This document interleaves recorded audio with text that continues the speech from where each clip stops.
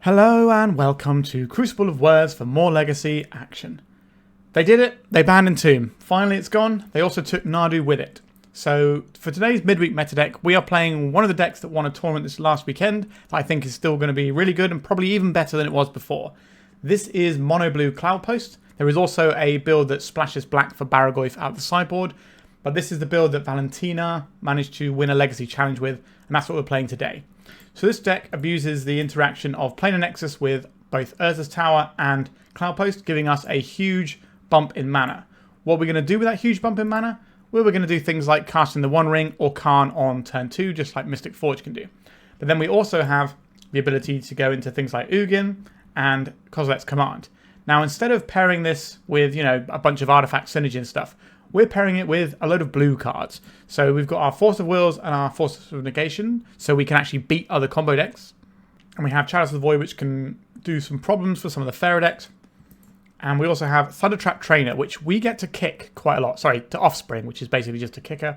So casting this for enough to then get 2 cards is pretty doable in this deck, and it happens a lot. We also got Stock Up, so we're going to be able to dig a lot and then win with, our Ugin, or we can go to the Karn board and get our Lattice or a Walking Ballista that just can dominate a board. Then we've got a few other tools like Explosives, Bridge, Liquid Metal Coating, Disruptor Flute, and Tormod's Crypt that we can also reach for. Also in the sideboard, we've got some Graveyard Hate. Faerie Macabre probably needs to be something more like a Leyline now, given that Oopsal Spells is going to be on the rise and Blue-Black Reanimator is no longer a thing. But we're going to play the list as was from the weekend just gone. There's a Phyrexian Metamorph in there, which is pretty spicy. This is something that we can actually conjure up with this Karn. More Force of Negations, combo decks, and a little bit of removal in Dismember. And that, lovely people, is what we're playing. I played a deck similar to this before in one of the earlier iterations on the channel. This is a lot smoother looking than the one we played last time. So like, subscribe, and if you would like to become a member of my YouTube channel or my Patreon, now is a great time to do that because I need to buy some new glasses. But seriously, I do appreciate all of you that subscribe and help me out. But just keep watching the videos, sit back, enjoy, and let's get stuck in. Don't forget that today is the last day that you can take advantage of my sponsor 3-for-1 Trading's Black Friday sale. There's a whole bunch of great stuff there you can get, from like gaming supplies to actual individual singles and all sorts of things. So if you're looking to bolster your collection, I highly recommend getting stuck in with the Black Friday sale they've got over there. Link is in the description. So this is our opener. We have a pretty stable mana base, but we're very slow. We don't really do anything until turn 3. Now, the format has obviously changed because there's been some bannings. However, I don't think that means we get to just have a really slow hand like this still. Glimmerpost, Planar Nexus, that does kind of get us where we can, somewhere we can do some stuff. So I guess we keep this. I'll bin off one of these Chalices. If we can find another mana source, we can cast a Thundertrap Trainer. If we find an island or a Lorien Revealed, then we're in a great spot. Lotus Petal, are we dead on turn 1? Let's find out. Urza's Workshop. So this is going to be Mystic Forge, which they didn't even mention once in the BNR update, which is wild to me. But we know our Glimmerpost and Planar Nexus is not going to be under any duress from our opponent's deck, because they're not really about that. They're just going to steamroll over the top of us. Now, we are a Karn deck, which is obviously going to be wonderful against what our opponent's putting down. But they're going to play a turn 1 copy of the One Ring or Karn here, and that's almost certainly just going to beat us. Oh, it's just a Flesh Raker. Never have I been so happy to see just a Flesh Raker. So they're going down to 1 card in hand. So, not bad. We can certainly win from this position. It's not the end of the world just yet. Let's drop a Cloudpost and pass. Planar Nexus. That might have even been the thing they were looking to get with Expedition Map. They probably just want to get an Urza's Tower now. Alright, they're untapping. Are they untapping the Monolith? That's bad news for us. We don't want them to have more spells to cast. They are untapping the Monolith. A Mystic Forge. We have to hope the top of their deck is not kind to them. This is actually a matchup that our deck's supposed to be pretty good into because we have similar bits and pieces, but we have the Karn to shut down their deck as well as a bunch of counter spells. So we should be able to get through this deck. Right, hands off the wheel. How much is coming off the top of this Mystic Forge? They can untap their Urza's Workshop, so they get +1 mana. They haven't used their Expedition Map, which they can use to shuffle. They've also got Mystic Forge, which can peel a card off the top. It's certainly possible we die. They took an Urza Saga off the top. And now they're Expedition Mapping to get another look at the top and change it around. So Chalice of the Void doesn't really help us anymore. Because if they play a Manifold Key, it's still going to just come off the top. And it gets countered, but it gets them a spawn, so just get through it for free anyway. So this, for each locus on the battlefield, so 1, 2, 3. So this taps for 3, this is 4. So we have 4 mana here, so we could just stock up, right? Because this taps for loads of mana, because it counts theirs as well. So I think we stock up, try and look for some interaction. Okay, Karn is obviously pretty nice here. We're just going for Karn and Kozilek's command, or double Karn, just to make sure that we can really shut our opponent down. I think Kozilek's command and Karn makes sense. We can play this on 0 to stop things like Mox Opal, which they have 1 of, Lotus Petal we have some number of, and the... No, is that it? Is that probably all the 0 drops? Not really feeling this right now. And we can hold on to this and we can maybe try and shut some stuff down in a little bit. And there's this tower, that's a lot of mana. The One Ring, well, we didn't find the counterspell for this, but we did find the Karn. The issue is we need to be able to get rid of this Flesh Raker and stick the Karn. And that might not be the easiest thing to do at the same time. We need 5 mana to kill this and 4 mana for this. 1, 2, 3, 4, 5, 6 mana. So we're 3 mana short. So they're Candelabering, untapping their lands at tap 4. A lot of mana. Not that we can really complain when we're playing Cloudpost. Karn the Great Creator. They're getting their Karn down before ours. That's not ideal here. They can also Lattice lock us right now, because they got 2 mana floating. Yep, this is going to be a turn 3 Lattice lock. I am a little bit surprised this didn't even get mentioned in the BNR article, considering it did win Eternal Weekend. But maybe without Reanimator in the format, it's easier to hate on this because your hate cards have to do less work. If that makes sense. You don't need as many different angles of attack into Blue-Black Reanimator because it doesn't exist anymore. Anyway, what are we doing here? I would like some Force of Negations. That seems like a given.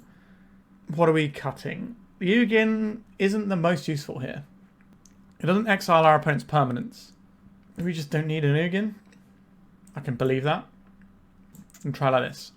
Again, we should be pretty favoured in this matchup, which is one of the reasons why so many people are doing well with this blue Cloudpost build, is because we have all these tools that go really well into other combo decks. What does this hand do for us? This is a turn 2 One Ring, so I guess that's fine. I'd have liked to have started with a Cloudpost. Is that even true here?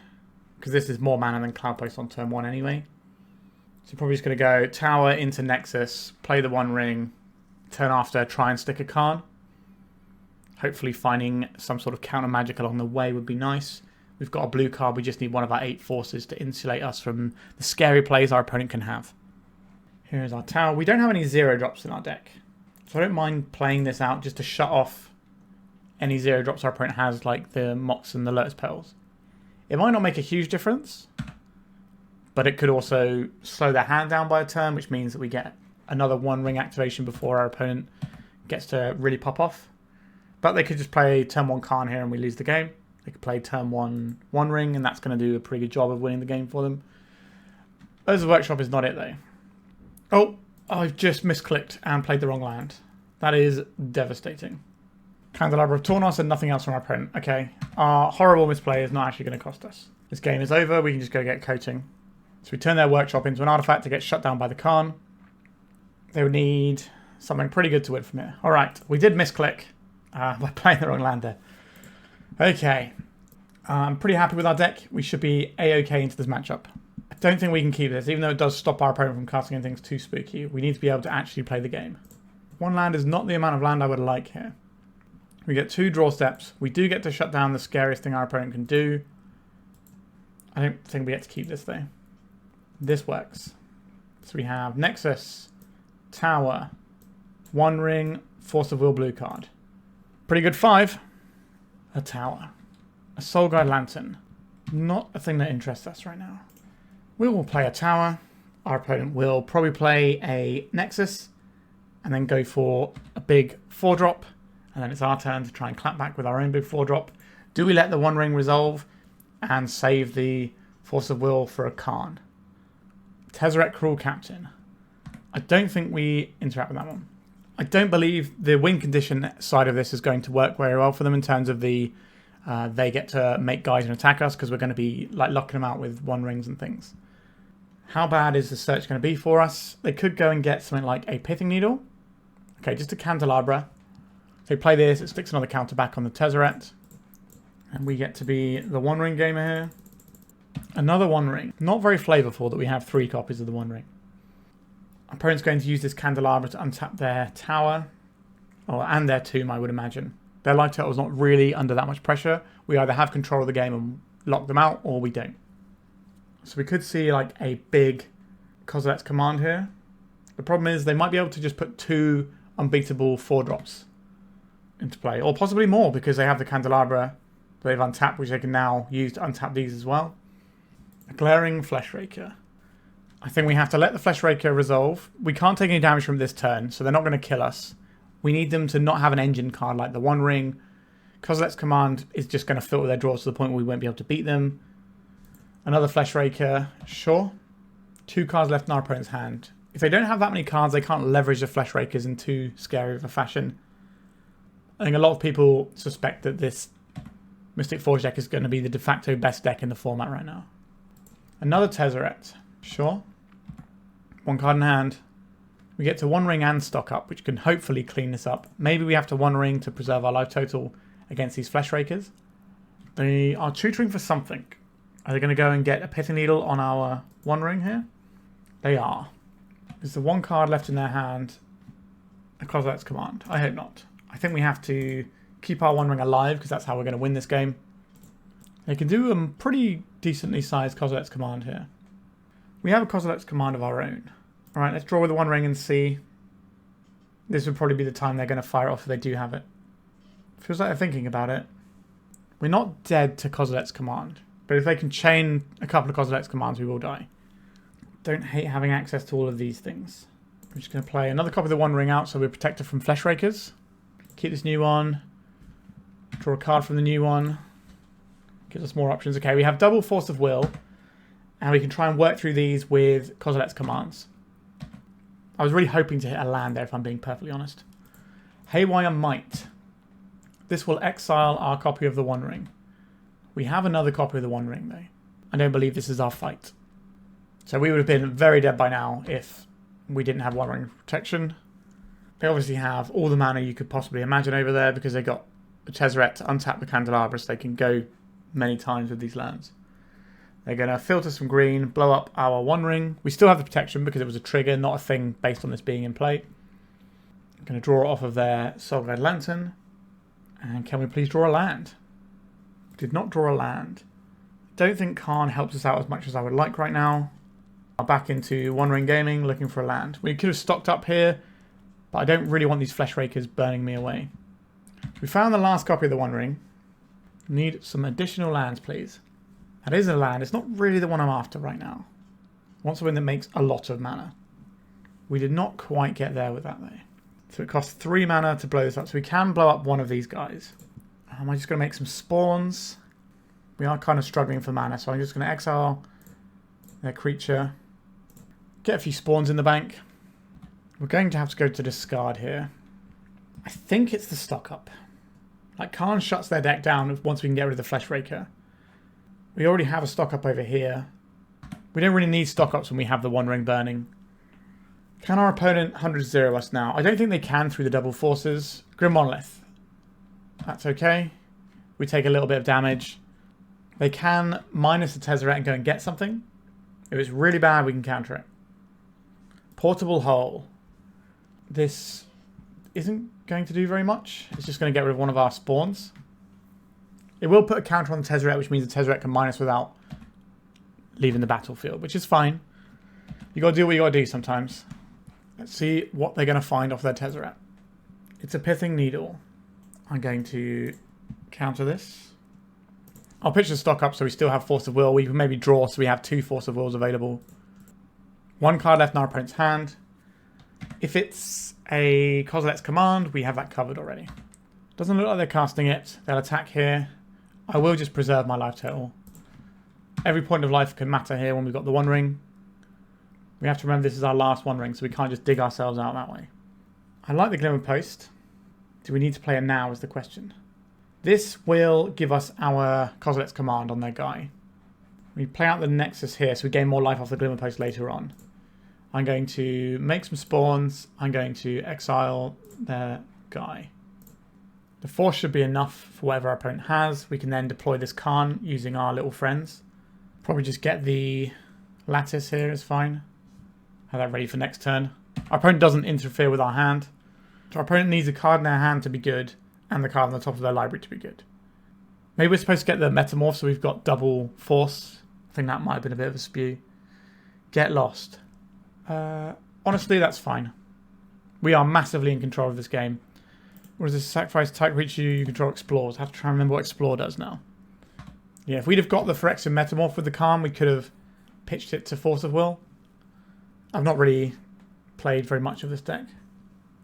Manifold Key. Sure. That does put a counter on the Tezzeret, but it doesn't matter right now. We still have the One Ring going. We should be able to find another Karn. That's why I didn't bother. Right, we do have another Karn. 3, 4, 5, 6. So not quite enough to get this Karn doing everything it is required to do. Now, Glimmerpost. We have double Force of Will up. Do we even need to do anything else at this point?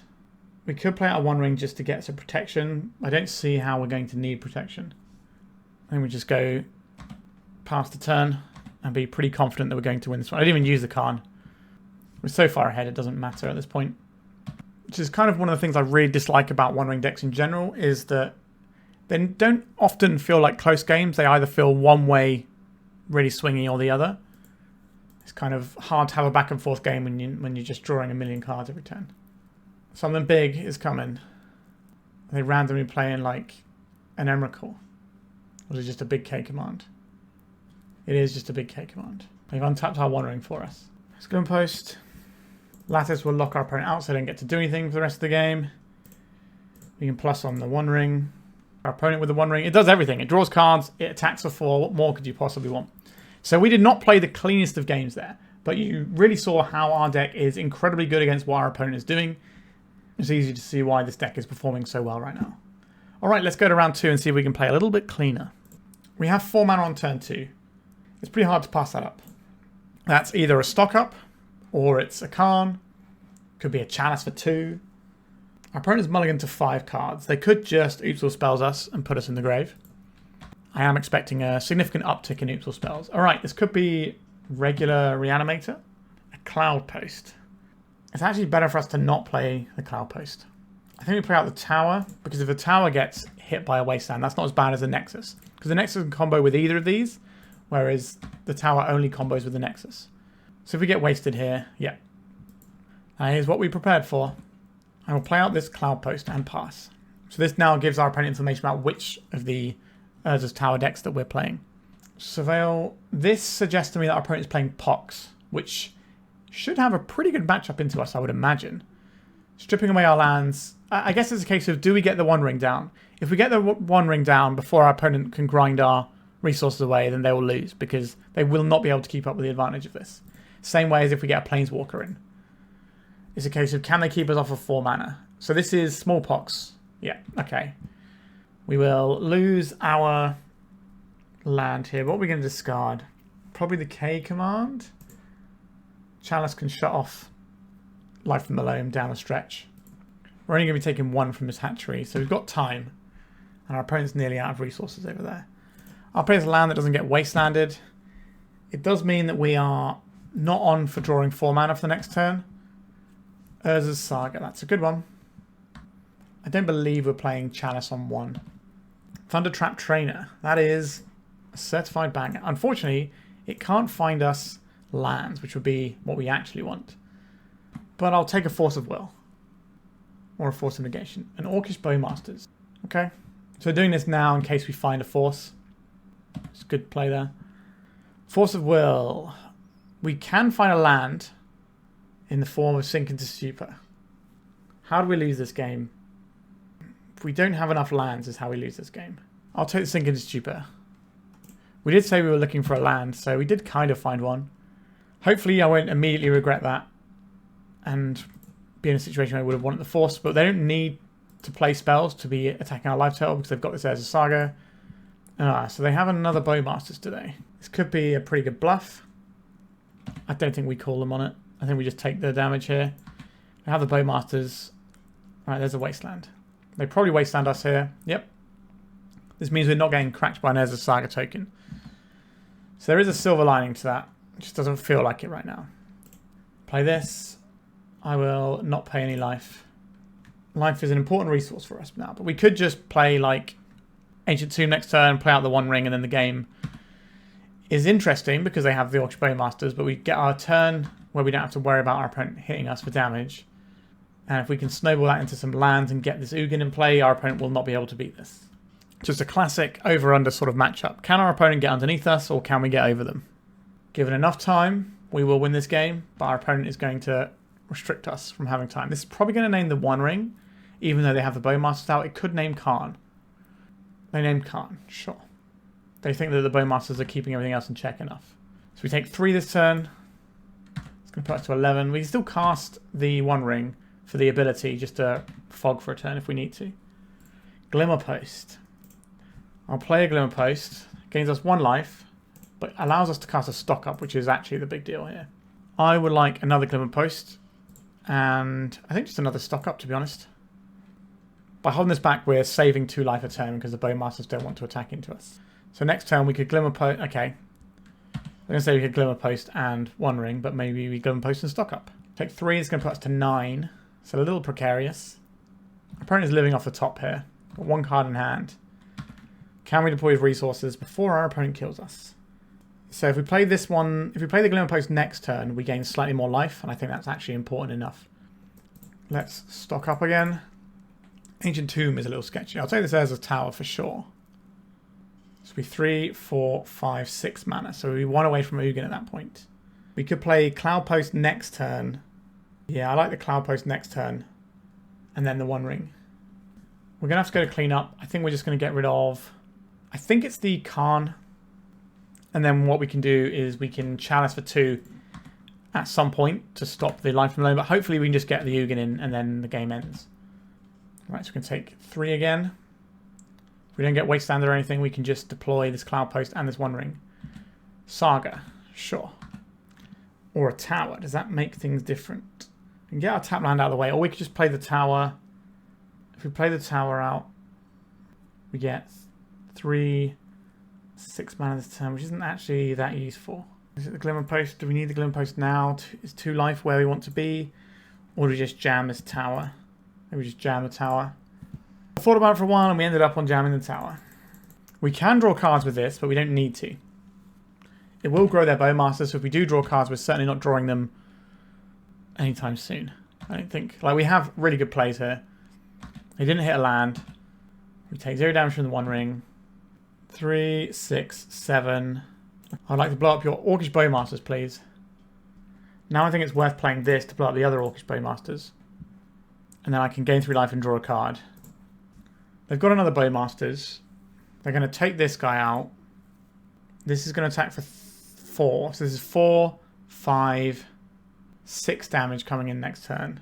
Possibly more off of this. So 7 damage, let's say. But we're going to go up to 9. I don't think we can afford to attack the One Ring. Not quite what we needed there, Force of Will. 4, 5, 6, 7. Then we can cast another copy of the One Ring next turn. We can do a pretty neat trick as well, where we get to draw a card off the One Ring because it's going to go away immediately. It's allows for our boots. So we're going to take the exact amount of damage I thought we were going to take, hopefully, and not anymore. 5, 6, 7. This will put us to 2, but we should be able to just control the game from here. Unless they have the 4th Bowmasters. But we could draw a blue source, a blue card to go with this Force of Will. We take no damage from the One Ring. We did draw a pretty useful one there. And we're just going to gain a couple of life here as a nice little extra cushion. I think so. Let's gain a little cushion. And then we play this One Ring. Blow up the Bowmasters. Once the Bowmaster's gone, we draw from this One Ring. This goes away, then we get this new one that we can draw if we need to. And then the Ugin's just getting us there. So that was very much a case of what I said, where if we get to the point where we can stop our opponent's thing, like we can go over the top, then we're going to have a good time. So, things I'm interested in here. Faerie Macabre for Life from Alone is obviously something I don't want to be without, I don't think. I think I would quite like to have those Faerie Macabres. Do I want these Dismembers for the Orcish Bowmaster is the other option. What do we not like here? Force of Will seems quite important. The Force of Negation. I think I'd rather have these Force of Negations for the Life from the Loans and the Faerie Macabres, maybe. Between Force of Negation and Chalice of Void, we can probably get there. It's just a case of if we want these Dismembers. What will we be losing, though? I think our deck is just, you know, we either do the thing or we don't in this matchup, and it's very hard to trim around the edges. Like, Kozilek's Command is Graveyard Hate anyway. I think we need to keep 4 Force of Wills in purely because they hit Bowmasters. And the best card in our deck is the One Ring. It's the reason our deck really functions, to be honest. This and Planar Nexus. Are we just resending, or are we getting rid of some Kozilek's Command? This is an expensive way to deal with a Bowmaster. It doesn't cost us life and is kind of a payoff. I do still like the Karn. Alright, we're just going to resubmit and see. Maybe that's wrong, but this is Graveyard Hate. The Chalice stops the ley lines anyway. Well, we have 5 lands in hand. This is certainly a matchup where you would like to have a boatload of lands in play. There is the Mox Diamond. I would have liked to have a blue card to go with this Force. We're going to get hit by any hand disruption this turn. I would like to play out this Urza's Tower because the Planar Nexus combos with other stuff. So if this gets wasted, it's more annoying for us. And as you saw, the little points of life you can gain off the Glimmerpost can just get you where you need to go. Uminian Hatchery. They need to Thoughtseize us, or they can play this Orcish Bowmasters. Let's play... We could play the One Ring, or we could play this Karn, so only get 1 construct. I think I'm going to play the Karn here with the intention of blowing up their Mox. This can distract them for a while, whilst also providing us value.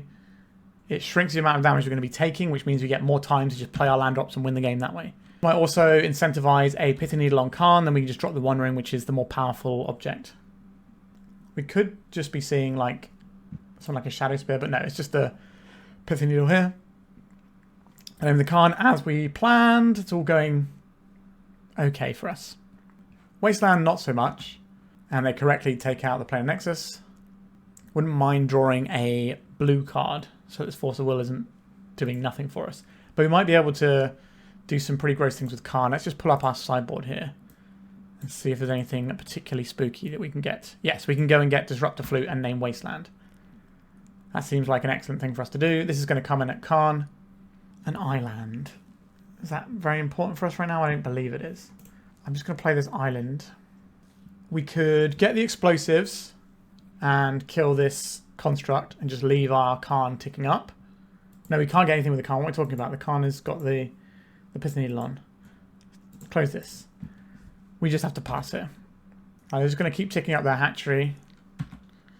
I'm having to record today a little bit later than normal in the day because when the BNR came out, my brain is still getting into the swing of things today. So this is going to come in presumably at us. Yep. We can play the One Ring next turn. Does our opponent have any additional lands or anything to do here? Another Wasteland could be annoying. But Karn is still going to do stuff. It's going to stop them using equipment. It's going to stop things like Mox Diamond from having any effect. They can still play stuff out to pump the construct. So it's not like they're completely without value. Ghost Quarter. Are we Ghost Quartering the hatchery? We are indeed. This is probably going to get them green mana, I would imagine. And we could be seeing a Life from the Loam here. There is the forest. Here is a bunch of dudes. Feels like our opponent might be able to get this one. Oh, we're getting a Hogak from hand as well. Do they have the follow-up of Life from the Loam as well? How many problems are we going to have to deal with? They're still with mana floating. Alright, they didn't have the additional problems for us. That's something at least. Cloudpost. We like you, but not yet. I'd rather you were already in play. So this is obviously just going to be a One Ring turn. Get a card in. Another Karn, not really ideal. I would have liked to have seen a blue card just so we can hopefully deal with our opponent's next wave of things, if there is indeed a next wave. Malevolent Rumble. That is quite likely to find something good. A Wasteland. I would assume that's what our opponent's going for. They might go for the Bowmasters. They chose the Bowmasters. But they can't put the Bowmasters into play just yet. So we will get another activation this One Ring before we have to worry about that. And it could find us the answer to it. These are all coming in at the Karn because they may as well. They can't attack us. They can still clear one of our permanents that is having some sort of effect. Sink into Stupor. Is a blue card for Force of Will. Draw some cards with this One Ring. Not ideal. We can play out this island and we have 2 layers of counter magic. But how much are we taking? 8, 9, 10, 11, 12, 13, 14. I think we're dead. Okay, we got messed up pretty badly there. Our opponent had an aggressive draw with the Hogak. Do we want to do anything differently? We didn't really have an option to leverage a Faerie Macabre if we had one there. I think I'm okay with how things are. We're just going to go in again. Okay. We got some mana. That is very much the step one of the equation here. In with a Cloudpost. We can play an additional Cloudpost. And play another Locust. Alright, we're getting wasted. You got it. An Ancient Tomb. Let's give ourselves the option to play Karn next turn. If it doesn't work out, then so be it. But if we can get a Karn up and running, maybe we can just run away with this game. Alright, here's the Wasteland that I was preempting. Because I'd rather not have a land that hurts us in this matchup. I will play the Cloudpost, and we're trying to work towards our 4-drops, obviously. This gives us the ability to play the Thundertrap Trainer next turn off of the Nexus. And then we can snowball into something else. Alright, this is something that's going to get gobbled up by the Karn. Are we going to get Life from the Loaned right now? Please don't put green mana in your pool. Black, black, Smallpox. That's also not great for us. I'll get rid of Sink into Stupor, I think. We need to keep the payoffs. They're only getting one guy, and they are starting to run low on resources. Urza's Tower, you say? Well, sure. We can just play the One Ring or Karn next turn. I think it's probably Karn and nuke this Mox Diamond, but we'll see what our opponent's up to. So we can keep our opponent low on mana. They might not be able to Life from the Loam, and that will be great news for us. We take one from this insect token, play in a Nexus. I certainly feel like the bad guy today. Right, I'm going to just take out this Mox Diamond right now. Feels like they're about to cast an Orcish Bowmasters. They are indeed. So are they going to be distracted by the Karn? Or are they going after our life total? They've pinged the Karn here, which suggests to me they're going to attack the Karn. So we can hopefully just keep doing this. I mean, keep plussing it and cause our opponent problems. We can also play the One Ring and then turn it into a creature. And that is a really annoying situation for our opponent right there. We could minus this. What do we even get with a minus on this? We could minus it, go and get Walking Ballista and just strip their board. I don't hate that very much. That sounds like a fun thing for us to be doing. Okay, we've got a Walking Ballista. They're going to go and get Pithing Needle, I would imagine, here. Alright, they're scooping it up. They didn't draw a land, obviously, and we managed to get over the hump. You can see how both sorts of games go here, where they get enough pressure and enough disruption that we can't do our thing, but as soon as we get to playing our 4-drops and untapping with them, the game ends pretty quickly, which is how Pox has always been. If your opponent sticks an engine, it's very hard to come back. Right, 2-0, let's go to round 3. Welcome to round 3. We've got an interesting one here. If our Cloudpost gets wasted, we're in some serious trouble. We do have another draw step, so we're going to get 2 looks at a second land, and we can hopefully snowball that into more lands. I don't know if we're supposed to keep a hand that looks like this, because Cloudpost isn't producing more mana, but we have a safety valve, we have some early drops, which is something our deck doesn't actually have that much of. I'm going to keep it for science. I'm not sure if this is a good keep or not, and we'll find out together. Meticulous Archive. Okay, if we're in a slower Controlia matchup, our deck just naturally wins by being really big and going over the top. A Cloudpost. Okay. We're cooking with something. We could be looking at a Stiflenaut deck, which might have Wastelands, or we could be looking at the blue-white Azorius Blink deck, which is quite popular at the moment. And that deck does not really interact with lands very much. There's a few different builds of the Blink deck as well. Some go a little bit bigger and control-y, some a little low to the ground. Use it or lose it, I suppose. We'll just reduce our opponent's pressure slightly. I think I'll get rid of a Lorien Revealed. We've got another one. I don't think our opponent's going to be interacting with our mana. Now this is an aggressive card, so maybe Wastelands are on the cards here. We'll play this Cloudpost out. We have access to cycling this Lorien Revealed. We can just draw a card with the Kozilek's command. Not really a very good use of our cards there, but we can do that if we feel like that's a play we want to make. We're going to be untapping into 5 mana, which is a lot. Nomad's Encore. Okay, so we're on a breakfast deck. That certainly makes me regret our play last turn. But I guess use or lose it, right? Okay. So Seven of Breakfast obviously had Nadu banned, so they're on a different build now, so they're probably a lot more all-in on the combo. I'm very interested in seeing what is in our opponent's list, because I don't really know the exact ins and outs of what a Seven of Breakfast deck looks like now. I imagine they probably have black in there as a light splash and Cabal Therapy, but we'll find out. We can use F6. I think our opponent knows everything's fine here. I just want to see what their list is like. Alright, 2 Voice of Victories. step through. This is older technology that helps them find their combo pieces. Obviously Tamiyo, because it's like the best blue card in the format, so why not have 4 of those in your deck? I don't know if they're going to have the full 4, but they probably have room for it now they don't play Nadu. Memory's Journey is still in, so they're still playing green. There's like a tropical island in there, is that it? There is a Lotus Petal they can get off of a the Saga. They've got the Teferi in there, that's not a surprise either. They've got more prismatic endings than normal, or than what was normal. They've obviously got a bunch of removal. Alright, so you've seen the whole deck now. They can just Dread Return the Status Oracle and win the game. That's fine. I just wanted to see their list. Looks pretty all in on the graveyard, so we should be able to disrupt that one way or the other. Let's have some Faerie Macabres. I don't particularly like Force of Negation in this matchup. It's good to hit Teferi with it, but that's about it. So I think I'd turn those into some Faerie Macabres. I still like the Chalice here. Do we have access to a third Faerie Macabre, and where are we going to put that? I don't think we can afford to cut any blue cards. We could cut a Kozilek's Command, because we can't use Kozilek's Command through a Teferi. Do we want Dismembers? I don't think they're wholly necessary. Alright, we'll try it like this. We can always go and get the Disruptor Flute to shut down. So Karn can shut down the Shuko, and then we can go and get Disruptor Flute to shut down the Nomads, and then we kind of just have it locked out. But they have a lot of 1-drops. We can hit them with the Chalice. Now, they're going to have access to Prismatic Ending, potentially. But are they going to want to keep that in against the deck that's trying to cast 4-drops when they can only make 3 colours? So they might not have very many Prismatic Endings in, but they might keep some in case we have Disruptive Elements. Alright, we have 4 mana on turn 2. That's not too shabby, is it? Alright, I'll keep this. We can lead off on Planar Nexus, is fine. It doesn't really matter which way around we go. I could lead off on an Ancient Tomb and get Chalice for 1 in straight away, and then the next turn we can Thundertrap Trainer. That's reasonable. How important is it getting this on 1? Getting on 2 is kind of more interesting in a lot of ways, because that will shut down the Cephalid Illusionist and things, but this will also deal with a Tamiyo. Alright, I think we're just going to play Chalice on 1. This might get a Force of Will out of our opponents. Okay, it doesn't. So they might have Prismatic Endings to deal with this still. Right, they're just going to go straight to 2-drops. No, they're just playing a Lotus Petal and passing. Planar Nexus. I don't really want to go shields down on the Force of Will, so I'm just going to hold up potential Kozilek's Command for 1, but I don't really want to do that. I'd rather play the Urza's Tower and then get that going. Urza's Saga is fine. 6 cards left in our opponent's hand. We have a tower now.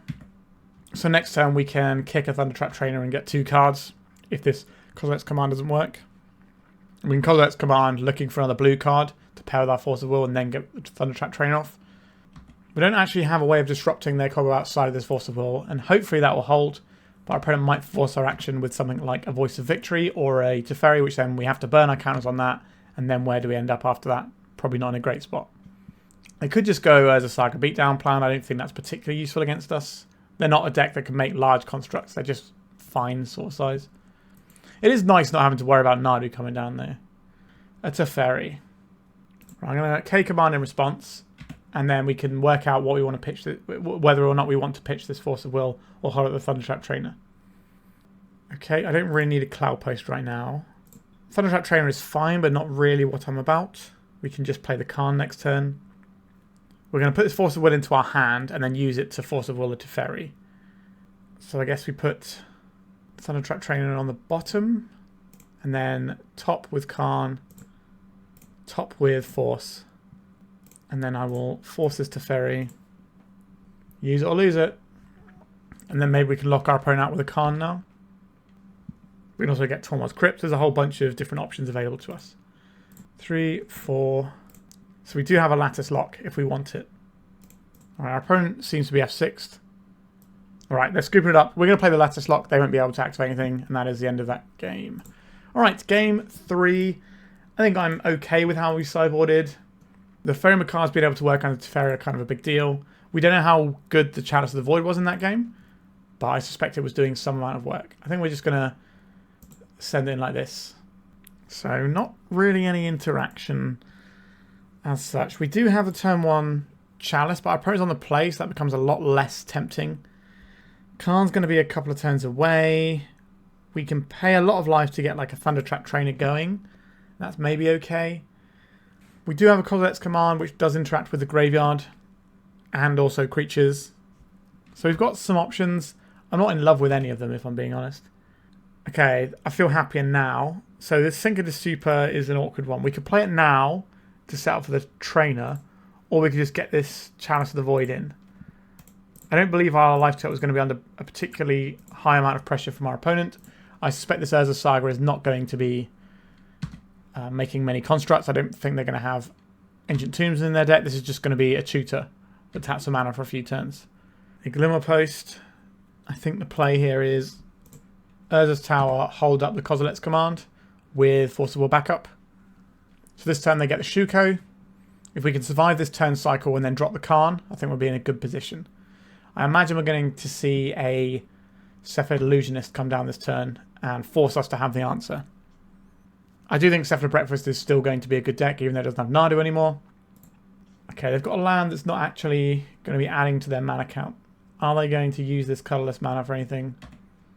Cephalid Illusionist. We're going to point a Force of Will at this. The question is, do we get rid of the Trainer or the Sinker to Stupor? We don't have a blue source, so Trainer's a little bit tricky to cast anyway, and this can be a blue source for other spells, so I think it is the Trainer here. I'm expecting our opponent to force back. Alright. They pitched a Ponder, which is obviously shut off, and now we have a Kozilek's command, which hopefully does enough to get us through this game. They don't have any spare mana, so there's no Jack-O-Lantern available. So that was some tech they were running. How many forces are they down by? We also get to see how this deck is sideboarded. Some nice information about the format in general moving forward and what people are trying with Cephalid Breakfast. There is an Archemy, but I'm not going to exile that. And we're better off trying to exile the Thassa's Oracle. Right, that is the second Force of Will. Our opponent doesn't really want any part of going off anymore. Oh no, they're just going to the second main phase. Okay. There is a Dread Return, so that is a thing that we can target if we wish. I would like to see how many Force of Wills are over there. Not that it's really going to make a difference. But if we're holding something up, they might not go off. They might pass a turn and just have enough Narcomoebas. And maybe try and have like a little beatdown plan going. And then save the combo for when they're ready. But as soon as we tap out, then they're going to be, okay, it's time to go if we do have the answer. There is the Oracle. I haven't seen a third Force of Will yet. There's not many cards left. There's a third Force of Will. There's a second Thassa's Oracle. Is there a second Dread Return though? Unlikely. So we can just exile the target. 1 Force of Will, 2 Force of Will, 3 Force of Will. 4 Force of Will. Okay, I think we actually are odds on to win this one now. So they're going to cast a Dread Return targeting a Thassa's Oracle. We're going to exile the one they target. That one is being targeted, is it?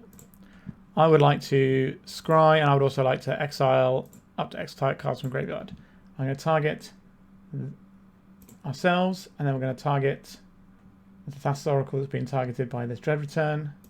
Cloudpost can go on the bottom. I think we just win here if this works.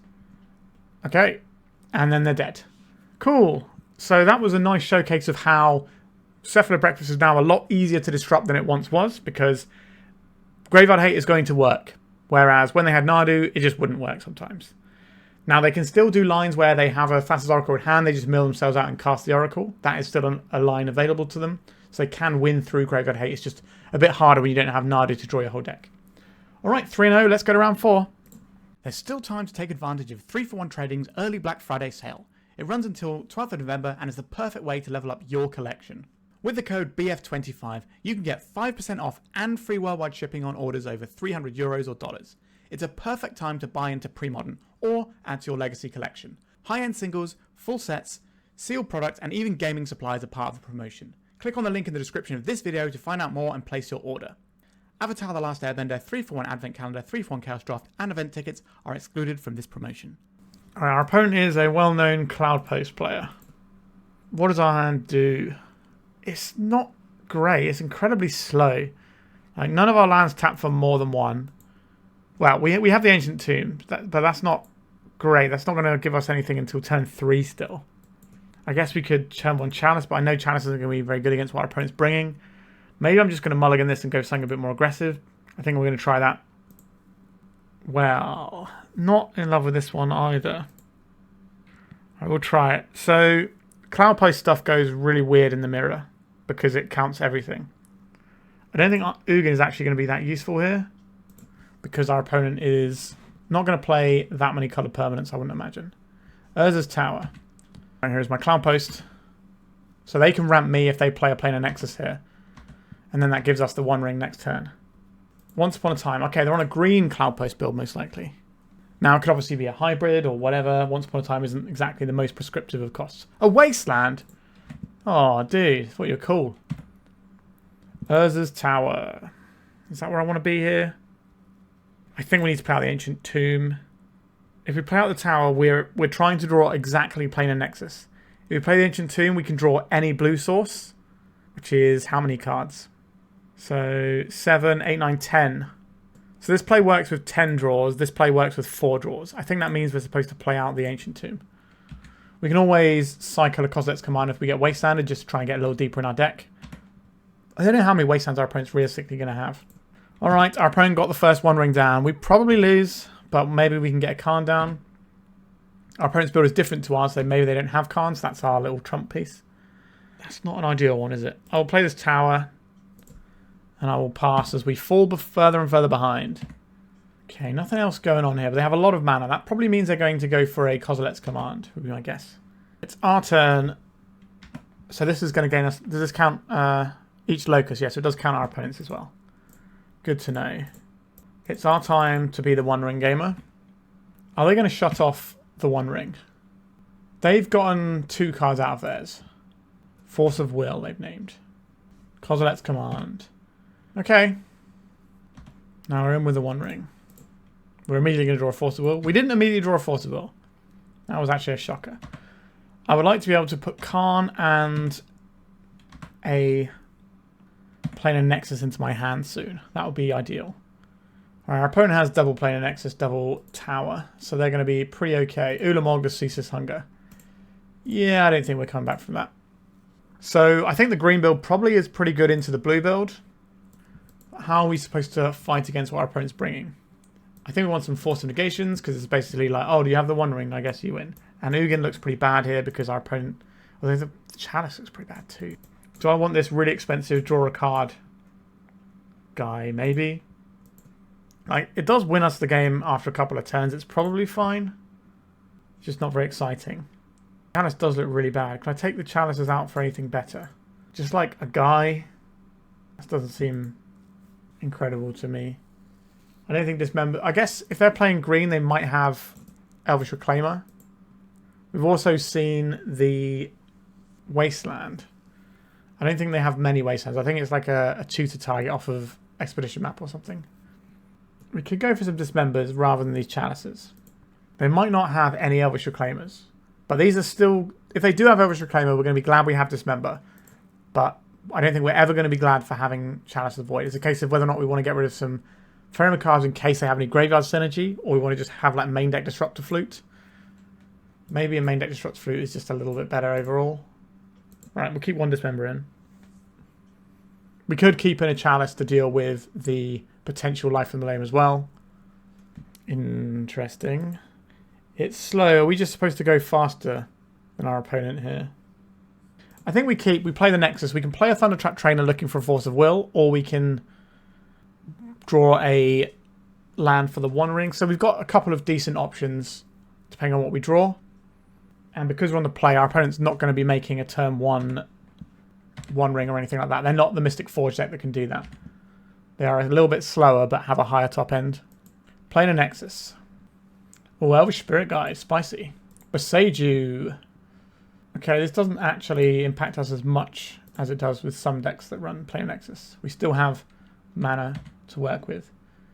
An island is obviously not ideal for us. I can play the Ancient Tomb here.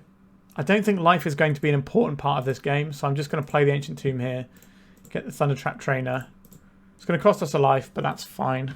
It'll cost us a couple of lives.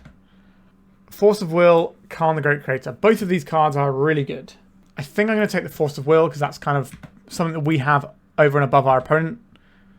They might have Karns. They've obviously got their own One Rings and stuff. This just gives us a nice little cushion that we can point it wherever we want. We've got a Once Upon a Time. What are they going to go and grab here? An Urza's Tower. That seems like a pretty good amount of mana they have there. And they're not doing anything with it though. This will gain us a little bit of life. We can hold it back and gain more later though. think this is Island, One Ring. We're doing it as soon as we get priority in case they like want to channel another Boseiju. We've got some protection. Something spicy is happening. What is it? Kozilek's Command. Do I care about that? I don't think that's where I'm fighting here. It's only a Kozilek's Command for 2. I think our Force of Will has bigger fish to fry. If this was like a Kozilek's Command for 4 or more, then I think we'd probably go for it. But scrying 2, that's like a preordain. It's a preordain that gets them a couple of mana. 1 top, 1 bottom.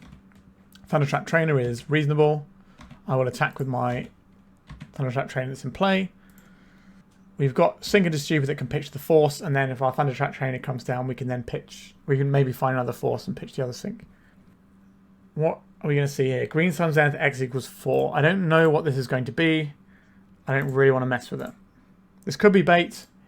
I don't honestly know. But we have the Force of the One Ring running now, so we are in the goods position. Stock up. That's a lot of cards we get to see soon. Kozilek's Command, another Force of Will. 1, 2, 3, 4. This gains us a little bit of life. We could fire in a stock up first. See what we're working with. And go from there. A Warping Whale. Counter target sorcery spell. I don't think this is where our fight is. Sure, you can have it. I will play this Glimmerpost. Gain some life. I'll play another Thundertrap Trainer. We've already got the blue card in the Sink into Stupor to pitch to our Force. Just dig deeper. I will take this Karn. I'll attack. If our opponent has a Disruptor Flute, they might put it on Force of Negation, since we've already had a Force of Will, and they are pretty aware of what our deck looks like, because they're finger on the pulse when it comes to Cloudpost decks. What is this going to be? Another Green Sun? I don't know what the X's for is going to be, and we just don't want to mess around with it. Right, the burdening is continuing. Let's draw some more cards. 1, 2, 3, 4, 5, 6, 7. So we can play out a Karn and Liquid Metal Coating. That's very strong here. Let's go and get this Liquid Metal Coating. I'll play this Glimmerpost, gain a little bit of life. Slam out the Coating. We can take our opponent off of 3 mana next turn, which is obviously a considerable amount. And then we can start crunching stuff. Alright. They had the Force of Vigor. They're down to 1 card in hand. We are quite far ahead. If the 1 card in their hand is the One Ring, it's no good because of our Karn. If they've got another Green Sun Zenith, whatever that 4-drop they keep going for, it could be Questing Beast. That'd be a weird one, because that gets through One Ring protection. If we play another one, it can take us and a Planeswalker at the same time. It's going to be a Green Sun Zenith for a Primeval Titan, perhaps. It's going to be prime time. Sweet. I've never seen this particular art, though. Pretty cool. So they're going to go and get themselves a bunch more mana, I would assume. So now our Ugin actually has a target. That's good news. Glad we kept that in. Okay, we're going to lose some life to the One Ring here. 1, 2, 3, 4, 5, 6. So we can go and get a Lattice. We could just kill this, though. 1, 2, 3, 4, 5, 6. Play a land out 7. Our life total is getting precarious, though. This will help us stabilize a little bit. Alright, I think we're going to draw some cards with the One Ring. Planar Nexus. 1, 2, 3, 4, 5, 6, 7. So we play the Planar Nexus this turn. So we're going to hopefully get rid of all of our opponent's things. So goodbye, Primeval Titan. We can add some mana. That doesn't really help us as much as I would like it to. I think we're just going to gain some life, and that's going to insulate us from our own One Ring a little bit. We get to attack here. Keep chipping away. How many cards? We've got 9, so we need to get rid of 2 of these. So I'm going to get rid of a couple of Ancient Tombs. We do need to find another One Ring to reset this at some point. Like taking out the Planar Nexus. That's going to cut us off of Urza's tower mana. Taking some damage off the One Ring. Cloudpost. Am I going to draw here? So this will put us to 1, but then this is going to bump us up. I think that's fine. Just activate the One Ring. Still not finding it. Right, let's draw a card and gain life. That's not it either. Let's cast a stock up, I suppose. There is a One Ring. And I will take this Planar Nexus as well. I will deploy this One Ring to make sure we're super safe from our own One Ring. No targets. This pops next turn as well. We'll keep this one without any counters on. I would describe our opponent's situation as incredibly bad.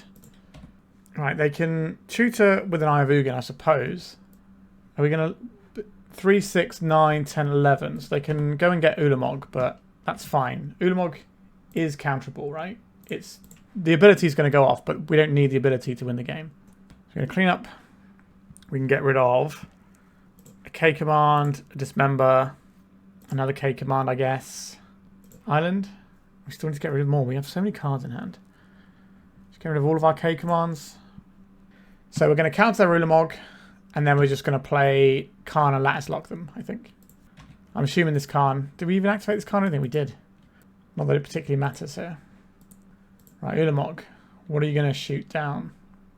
Presumably the Ugin, because this wins the game if they don't.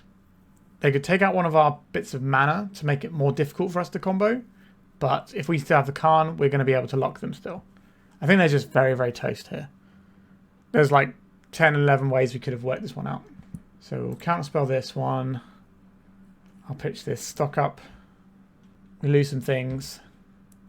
1, 2, 3, 4, 5, 6. So we have the win on board now. Minus this. Go and get the Lattice. Might as well play a Glimmerpost. Doesn't really matter. Alright. So now we've got to go to game 3. I didn't see anything that made me want to Dismember, but our opponent did have the Green Sun's Zenith, which does kind of suggest that they're going to have access to Dryad Arbor and Elvish Reclaimer somewhere in there. And those are both things I'm interested in dealing with. We could play this Explosives. I didn't really like that. I think I'm okay just to have this one Dismember and run it back. I like the Force of Will. I'm pretty into the Karns as well. I think we can keep this one. The board is not really going to have stuff on it very much, so we should be able to drop a Karn onto an empty board and shut down the things that we care about. Our opponent is unfortunately mulligan to 5, which is definitely going to open the door for us. A Cloudpost. Sink into Stupor. I'm just going to play out this Ancient Tomb. If they play the One Ring, we just let it happen. And that's not going to be our fight, and then we're just going to drop our Karn. Planar Nexus. This is not enough mana. They can filter this into green and do some Green Sun's anything. Green Sun's Zenith X equals 1. So this is going to be a Elvish Reclaimer. Do I really want that? I don't think so. And I'm going to get rid of...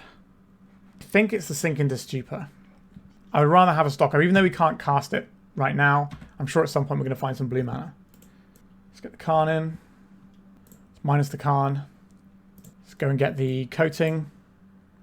And then our opponent's kind of in check here. If they don't do something explosive this turn, Karn the Great Creature of their very own. Okay. What do they have access to? A Mycosynth Lattice. Are we going to play a weird game, are we? What do I have access to? To use sideboard. I guess we can go and get this Ballista. Do I want... Well, I'm only casting it for what I can cast it for. The question is, do I want to play out my land and give my opponent more mana into their Cloudpost? I don't know if I do, but I do like having the mana. Okay, I'm going to play the Cloudpost. I might regret this because it's going to give their Cloudpost more juice. Kozilek's command would have hit this regardless. So I think just getting a threat in play that can tax the Karn makes sense there. So this is 1, 2, 3, 4, 5, 6. So if they play this Lattice out, we deck first. Is that really the game we're playing? They also have access to a Elvish Spirit Guide they showed us. So nothing can activate anymore. Alright, they have a Boseiju here. That destroys the Karn. That unlocks them. Yeah, that's the game. Alright, we finally lost the round, and it was to a Cloudpost Mirror. I don't think the extra 1 mana they got from the Cloudpost makes any difference to them winning that turn either. Okay, bit of an interesting one. That puts us 4 rounds down, and we are 3-1. So there is a 4-1 record available if we can cross the finish line in the last round. Let's get to it. We have 4 mana on turn 2. That's the sort of nonsense we're here to pull, so let's just keep this. Cavern of Souls, naming Eldrazi. Okay, so they're going to be trying to kick us in the face very hard. Karn, not necessarily the best into Eldrazi. They are likely to be able to play a threat that will be pretty significant. Okay, red mana, yep, this is going to be a line breaker. That's 4 damage straight up. Not an ideal situation. We play out the Planar Nexus this turn. We're going to play a Kozilek's Command.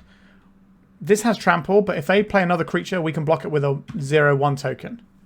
And that should be okay for us. A Lotus Petal, sure. Now they're going to play a Reality Smasher and just completely blow us out of the water, but whatever. You got to do what you got to do sometimes.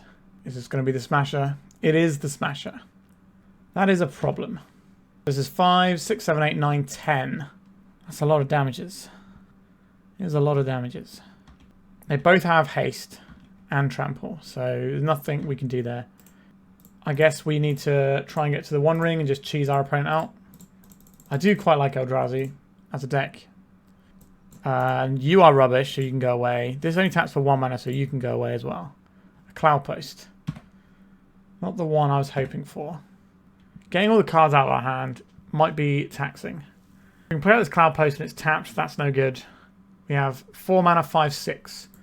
So we can play this untapped and get an Ensnaring Bridge, but we're going to have how many cards in hand? 1, 2, 3, 4, 5. So this will still be able to attack, although it won't because it will be... No, because Ensnaring Bridges has to have the same number and we'll have 5. So both these will be able to attack, right? 1, 2... I don't think Karn is the way forward here. What does that mean for us? Probably very bad things. We can take this out and we're not dead. So I guess that's what we have to do. So 4 mana, 5, 6. So 4 mana, this takes care of this. We can play out the Cloudpost and have more mana on the following turn. Alright, this is what we're doing. Another Reality Smasher and we're in a lot of trouble. But if they play like a Sorcery Speed guy, we can... sorry, a guy that doesn't have haste, then we can be okay here. Eldrazi Repurposer. Okay, not in love with that. Okay, we want spawns, and we want to exile a creature. Some Eldrazi on Eldrazi violence here. I don't know if this is where we need to be. I think we need to just try and empty our hand this turn. So we're just going to take 5 and go to 1, and be dead to Glowing Fleshrakers in coming turns. Not my idea of a fun time. 4 mana, 5, 6, 7, 8, 9, 10, 11 mana. Can I get enough cards out of my hand? Maybe. These can block relatively effectively. Karn, 3, 4. Let's minus the Karn. Go and get that Ensnaring Bridge and sit behind it like a coward. This taps for 3, so that's just the Ensnaring Bridge on its own. We currently have 5 cards in hand. We can play this out on 0. That's going to give us 4 cards in hand. We can't really cast anything else here. So we're relying on our Eldrazi spawn tokens to block here. A Line Breaker is not dead for us, but it's also not great. 3 mana. Is this going to be the Wastegate Battle Mage? Yep. Get in the bin us. So we can block 4 damage. Actually, no, we can block... Yeah, we can block 4 damage, then we're still taking lethal. Alright, we're getting mangled up by those Eldrazi. I'm a big proponent of how good Eldrazi is. It's one of the few decks that can actually tax the One Ring's life loss in a meaningful fashion. Okay, I guess we need some Dismembers, so here they come. They are running Chalices of their own, so probably don't want our Chalices. I guess we have a main deck Disruptor Flute, and then are we just playing like explosives in the main? Can maybe take out some guys, that's probably reasonable enough. Do we want these Force of Negations? Not really. What would they become though? A Ballista is just a guy, and then we don't want any of these things in the main. I guess a Metamorph can maybe copy a guy and help us out of a jam.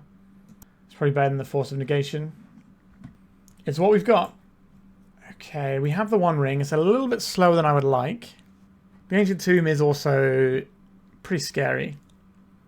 We're just going to play the Cloudpost first. Our opponent might wasteland it, but that just sort of resets the game and gives us another chance to maybe draw into the Urza's Tower for the Nexus. Because they can't wasteland us and apply pressure at the same time. Fleshraker. That's a big guy. Alright. Ancient Tomb and nothing. Karn the Great Creator. We can't really cast any of our spells right now. Gives us 2 blue mana or 3 colourless mana, which isn't enough to do anything. Alright, Planar Nexus. Here you are. I guess we pass. How bad is this turn going to be for us? If they wasteland us, they're probably not going to be committing to the board. Alright, Ugin, this is probably going to be a terrifying turn. There is a Fleshraker. There is a Lotus Petal. Okay, they didn't have a second Flesh Raker, so that's not so bad. It's obviously not great for us. 3 mana. Plus this. So this is Reality Smasher, maybe? Kozilek's Command. Yikes. But we could die this turn. Because they can Kozilek's Command for 4 if they find another one. And the whole time we're just getting shredded. It looks like we're going for another one here. We're just getting turn 2. No, we're getting Reality Smashed. Jeez. People sleep on this Eldrazi deck. I keep saying it. Okay. We're in the hole with this One Ring. We're in an awkward situation where we want to draw cards from the One Ring, but we also want the Karn the Great Creator. We don't really... And we want the Ensnaring Bridge off of this. We don't really have a good selection of choices here. I think this matchup looks borderline unwinnable. Like, we can't rely on our forces against the Cavern of Souls deck to like stop their guys. They beat us down so much that we can't just use a One Ring as enough of a fog board control to get us there. Alright, they're going to exile our thing, which is at least meaning we got the card out of it and we're not going to lose any life off of our One Ring. That's something, I guess. Planar Nexus. This does give us 2 mana without hurting us. 3, 4, 5, 6 mana. I don't think that's enough to do any interesting things with the Karn. And we go for a Thundertrap Trainer. Maybe this gets us a One Ring. It doesn't get us a One Ring. Ugin looks terrible here. As a Force of Will. Let's make a blue mana. Stock up. Maybe our opponent just has nothing and we'll be okay. Kozilek's Command is one of the ways we can actually kill a creature. So I think we want to put that in our hand. This will soak up 2 damage. And then we take 3, 4, 5, 6, 7. This will put us to 1. Any spell kills us. Ah, it looks like an uncantrable spell. 5, 6, 7. Yeah, so we're going to go to 1. So we can't activate the One Ring. We can't use a Force of Will. We are dead to any spell our opponent casts. That'll do it. Alright, we got absolutely butchered in that matchup. It wasn't even close. We didn't even feel like we were in that game for a second. That last one felt like an unwinnable matchup. The other Cloudpost matchup felt like we could win that one a decent amount of the time. So we finished with a 3-2 record, which is fine considering that last matchup looks pretty much unwinnable. What do I think of this deck? I think it's pretty good, and that last matchup showed why there are builds that play black. So the builds that play black are running it so they can put Barragoyf into play. And Barragoyf can just completely turn aggro matchups, which is what this deck is going to struggle against, because we're trying to leverage our life total until we can get our big things online. But if we're taking a bunch of damage, the One Ring becomes not as useful a way of fogging. Like, we'll be able to fog a turn, but the life loss becomes severe. Karn trying to shut down a board is very difficult to do sometimes because we need a lot of mana, and if they can keep us off of the 7 mana and, you know, make sure that we have too many cards in hand because they're attacking us so quickly, then it's going to just be a bit of a problem for us. Especially in matchups where Ugin can't just like kill creatures. Like in that Eldrazi matchup, Ugin not doing anything is huge.